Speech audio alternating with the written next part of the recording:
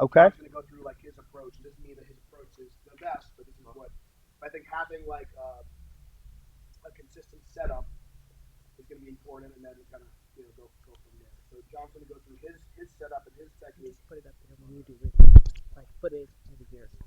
So I don't hit it. Once you do the menu. Okay. Okay, so I'll show you guys kind of how I set up. Set up the same way in training as you plan to at a contest. As much muscle memory as possible. Again, if you find yourself in a bind, your muscle memory can kind of bail you out. Those of you who have been to big meets before, it's a blur. It's an absolute blur. You might remember warming up. Afterwards, you might remember somebody giving you a medal. But everything in between can be a blur. The adrenaline kicks in, the excitement, especially at the Arnold, where there's thousands of people watching. It can be a blur. So you want to take out as many unknowns as possible. Set up in training the same way that you plan to compete. The way I do it, I like kind of a wide stance. The wider, it kind of helps lock my hips in. I like a arch in my back, almost like a bench press like we were talking before. Top of your back, your butt, wide stance. I feel nice and locked in. I leave the right foot on the line. Because when you get heavy weight, you don't want to be doing all this number. So the right foot is in the proper spot. It stays. The grip I like is vertical, straight down, all the way to the web of my thumb. It gets that bar nice and deep. If you guys ever see people miss a lift and their hands get flat, it's because the bar is too far out in their hand. So this is a big tip, you guys. All the way down to the web. All the way, see how vertical? My palm is vertical, the hump is up. I'm in the web of my hand. I like to go just inside of this hump. Tell you guys another secret. You get outside of the hump, leverage is working against you. The bar's not going to flip as well. If I go just inside of the hump, I'm coming up. That bar wants to flip to me, okay? So, right foot stays where it is. Hump is up, all the way down. See this line between the palm and my thumb? That's where I want to feel the bar. Just inside of the hump, just inside of the hump. Wrap all the way around. I got my thumbs over top of my pointer to help lock the bar in. Big breath and brace when you pick this up. If it feels heavy when you pick it up, you're done. Anybody ever felt that? When you unrack it and it feels heavy, your day's over. Big breath and brace and explode. You don't feel it. I'm back here, foot automatically goes. I'm in my arch, arms straight. The straighter your arms get, you've got this stretch reflex in your biceps. Might give you 3 to 5%. Straight, straight, straight. Curl. I'm straight up. See how close the bar is? Straight up, bar's flipping.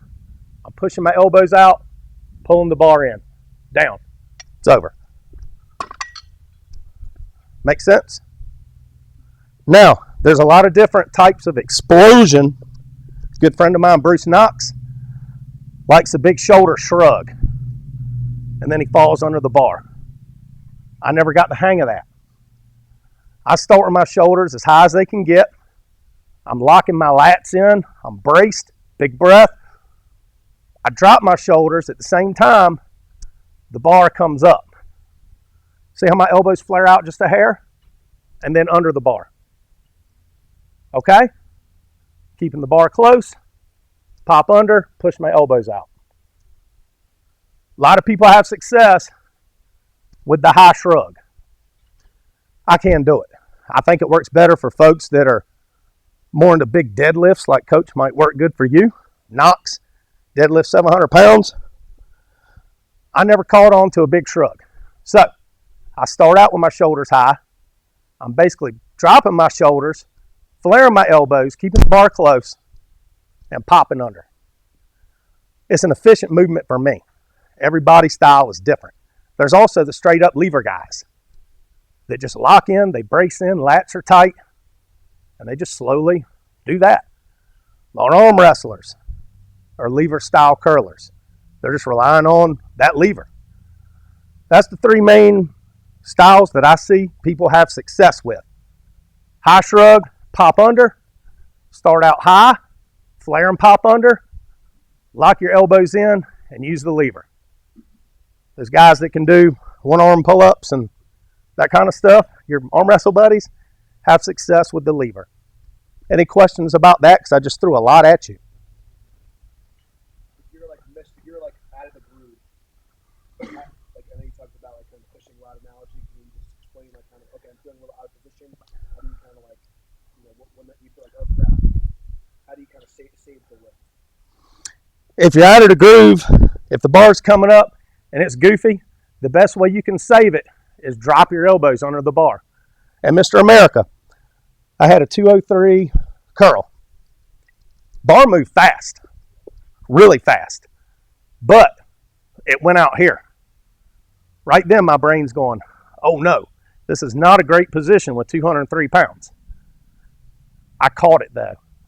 Boom, boom, drop my elbow, pull it right back in. Muscle memory, repeating that movement over and over. If it gets out of the groove, central nervous system says, nope, come on back. Bar did not tilt at all. Right arm went out a little bit, brought it right back in.